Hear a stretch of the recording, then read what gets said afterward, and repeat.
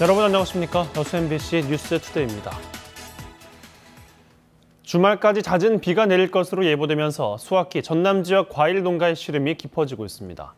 추석을 앞두고 사과와 배, 포도 등 과일 수확이 시작된 가운데 잦은 비가 예보되면서 상품성 저하와 낙과 등 피해가 우려되고 있습니다. 이는 지난 7월 잦은 비로 복숭아와 무화과 작황이 좋지 않았던 것과 비교하면 현실적으로 드러날 피해로 실제 전남 지역 강우량은 지난달 이후 276mm로 지난해보다 3배 이상 내렸습니다. 한편 기상청은 오늘까지 전남 지역에는 30에서 80mm, 많은 곳은 120mm 이상 비가 내릴 것으로 예보됐습니다. 고흥군이 녹동 전통시장 안에 청년몰을 조성해 연내 본격 운영에 들어갈 계획인데요. 전통시장 활성화와 청년 창업의 인큐베이팅 역할 등 긍정적인 효과가 클 것으로 보고 있지만 우려의 목소리도 만만치 않습니다. 김주희 기자가 보도합니다. 고흥군 도양읍 녹동 전통시장입니다. 고흥군은 이곳 시장 내 260여 제곱미터 면적에 9억여 원의 사업비를 들여 올해 말 청년 창업몰을 개점할 계획입니다. 군은 현재 식음료와 디자인, 공예 등 분야의 입점자를 모집하기 위한 공모에 들어갔습니다. 또 설명회를 통해 기존 전통시장 상인들에게 사업 내용과 추진 방향을 알리고 있습니다. 시장 상인들의 반응도 비교적 긍정적입니다. 먹을거리를 좀 많이 활성화시키는 게 좋죠. 중복이 안 되고 예를 들어 아까 뭐 초밥집이나 좀 젊은 사람들이 먹을 수 있는 그런 것만 된다라면은 아무래도 그래도 시장도 이익이죠. 사람도 와서 또 한번 돌아볼 수도 있고.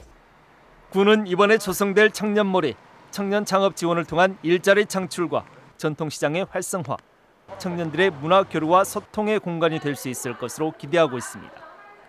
또한 외지에 있던 청년이 들어와서 인구도 늘어나고 이 청년들이 여기 살면서 결혼도 하고 애도 태어나고 장기적으로는 지역의 어떤 공동체 활성화에 상당히 좀 기여할 것 같은 생각을 하고 있습니다. 하지만 기대가 큰 만큼 우려의 목소리도 만만치 않습니다. 녹동 전통시장을 찾는 관광객들이 늘고 있다지만 여전히 한정된 소비자를 극복하는 게 과제입니다. 또한 기존 전통시장 상권과 맞물리는 대목도 고민해야 할 부분입니다. 적절한 사후 관리와 자생력을 키워가는 과정도 쉽지 않은 문제입니다. 연중 관광객들의 발길이 끊이질 않고 있는 인근 여수시와 순천시의 청년몰들도 공통의 과제를 두고 아직 명쾌한 해법을 찾지 못한 상황. 고흥군이 새롭게 시도하고 있는 청년 상권 조성 사업이 여러 한계를 극복하고 성공적으로 연착륙할 수 있을지 주목됩니다. MBC 뉴스 김주희입니다. 20대 정기국회가 시작된 가운데 지역별 예산 반영 여부에 관심이 모아지고 있습니다. 현재 전라남도의 내년 예산 반영 규모는 6조 7천억 원으로 국가종합비행성능시험장과 낙포부두 리모델링 사업 등이 포함됐으며 경전선 전철화와 경도 해양관광단지 도로 개설 사업 등은 올해 10월 예비타당성 조사가 끝나면 증액 여부가 결정될 것으로 보입니다. 이와 관련해 지역 정치권에서는 내년 총선을 앞두고 지역 국회의원들의 예산 확보 노력이 치열해질 것으로 보인다며 지역 발전을 위해 힘을 모아야 한다는 목소리도 나오고 있습니다. 국내 미세먼지의 10% 정도가 선박과 항만에서 발생합니다. 수출입 물동량 전국 1위인 여수광양항에서도 미세먼지를 줄이기 위한 대책들이 본격적으로 추진되고 있습니다. 문영철 기자가 보도합니다. 컨테이너를 운반하는 야드 트랙터입니다. 다른 트랙터와 모양은 비슷하지만 경유가 아닌 전기 배터리를 이용해 움직입니다. 대기오염 물질을 전혀 배출하지 않고 연료비도 연간 3천만 원 정도 아낄 수 있습니다. 여수 광양항에 있는 야드 트랙터 100여 대가 이같이 친환경적으로 전환되거나 특수 저감 장치를 부착한 차량으로 탈바꿈할 예정입니다.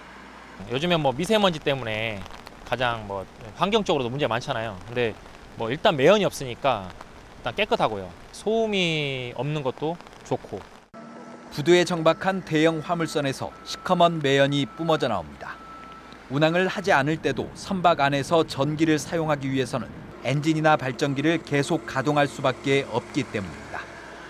이 같은 문제를 해결하기 위한 대규모 전기 시설도 다음 달 준공을 눈앞에 두고 있습니다. 선박에 필요한 전력을 육상에서 직접 공급하는 방식인데 연말까지 광양항을 이용하는 선박 6척을 대상으로 시험 가동할 예정입니다. 광양항 3-1단계와 3-2단계에 각각 1개소씩 설치를 하고 있는 상황이고요. 총 사업비는 40억에 2020년 1월 1일부터 운영할 계획입니다. 항만 미세먼지 발생량을 오는 2022년까지 절반 이상 줄이겠다는 정부 계획에 따라 다양한 저감 대책이 본격적인 시험대에 오르고 있습니다. MBC 뉴스 문형철입니다. 여수시가 성묘객들의 편의를 위해 추석 당일인 13일은 새벽 6시부터 추모의 집과 묘지공원을 개방하기로 했습니다. 나머지 연휴 기간은 평상시대로 오전 9시부터 문을 열고 명절 연휴 기간은 화장시설은 가동하지 않기로 했습니다.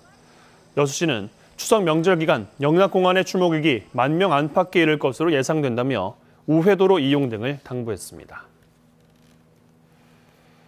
전남도가 벌초 또는 성묘객들의 편의와 안전사고 예방을 위해 오는 22일까지 산림도로를 개방합니다. 이번에 개방되는 산림도로는 여수시 등 21개 시군 2,630km 구간이며 일부 산림보호구역과 일반 차량 통행이 어려운 위험 구간에 대해서는 안전을 위해 개방하지 않습니다. 전남도는 민족 최대 명절 추석을 전후해 도민 안전과 편의를 위해 산림도로를 개방하지만 성묘객 등 입산자들도 안전사고와 산불 예방에 각별히 주의해 주길 당부했습니다. 이 정권은 광주 1고 정권이다. 자유한국당 나경원 원내대표의 밑도 끝도 없는 이 발언에 비판 여론이 확산하고 있습니다. 근거도 없는 가짜뉴스인데다 지역 감정을 부추기는 시대착오적인 행태라며 사죄하라는 요구가 잇따르고 있습니다. 이계상 기자입니다. 장외투쟁을 선언한 자유한국당이 부산에서 대규모 집회를 열었습니다. 마이크를 잡은 나경원 원내대표가 난데없이 광주 1고를 거론하며 부산 경남이 뭉쳐서 심판할 때라고 강조합니다. 이 정권은 광주 1고 정권이라는 이야기도 있습니다, 여러분. 우리 부산, 울산, 경남 지역의 주민들이 뭉쳐서 반드시 심판합시다, 여러분. 내년 총선을 앞두고 뚜렷한 근거도 없이 지역 감정을 부추긴 것으로 시대착오적이고 고질적인 병폐가 여전히 사그러들지 않고 되풀이되고 있습니다. 정치권은 연일 비판과 비난을 쏟아냈습니다.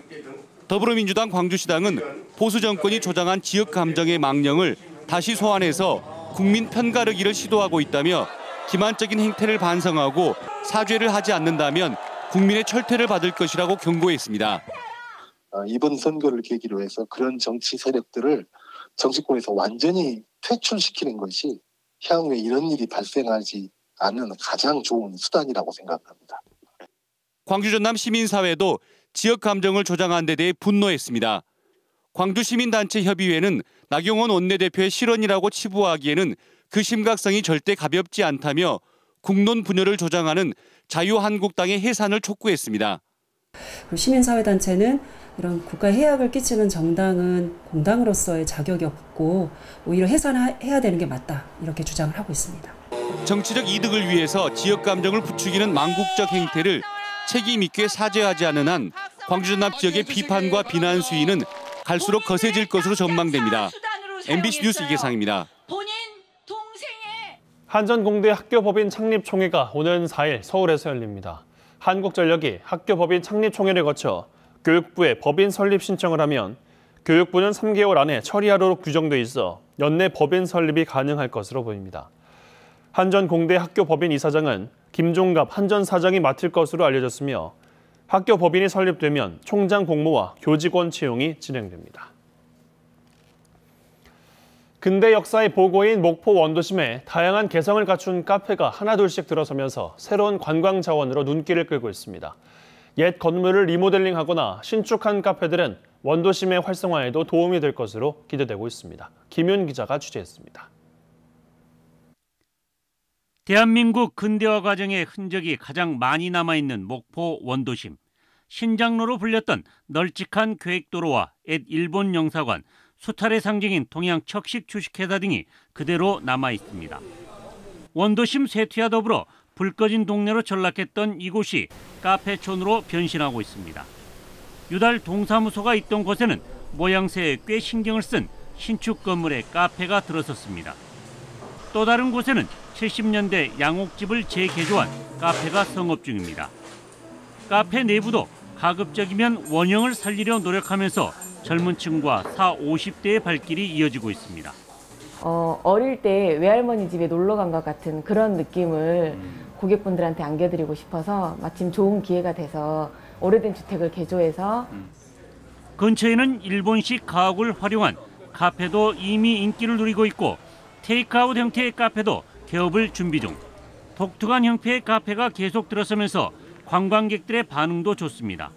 오히려 이렇게 근대 문화나 이런 것들을 그대로 보존하고 그거를 또 새롭게 덧입혀서 이렇게 만들어놓은 공간들이 되게 좀 새롭고 되게 좋은 것 같아요. 예쁜 것 같아요. 근대 역사 공간 속에 자리 잡은 목포 원도심 카페들이 새로운 목포의 관광 자원으로 지속될지 관심이 모아지고 있습니다. MBC 뉴스 김윤입니다. 전남도가 사회적 경제 기업을 대상으로 시설 장비를 지원합니다. 전남도는 올해 10억 원의 사업비를 들여 도내 사회적 기업, 마을 기업, 사회적 협동조합 등 사회적 경제 기업의 작업 환경 개선, 생산성 향상 등을 위한 시설 장비를 지원하기로 하고 오는 4일까지 참여 기업 모집에 나섰습니다. 지난달 말 기준 도내 사회적 경제 기업은 1,315개 기업으로 전년 말 대비 295개가 늘었고 연 매출액 1,890억 원에 고용 인원 1,716명으로 집계되고 있습니다.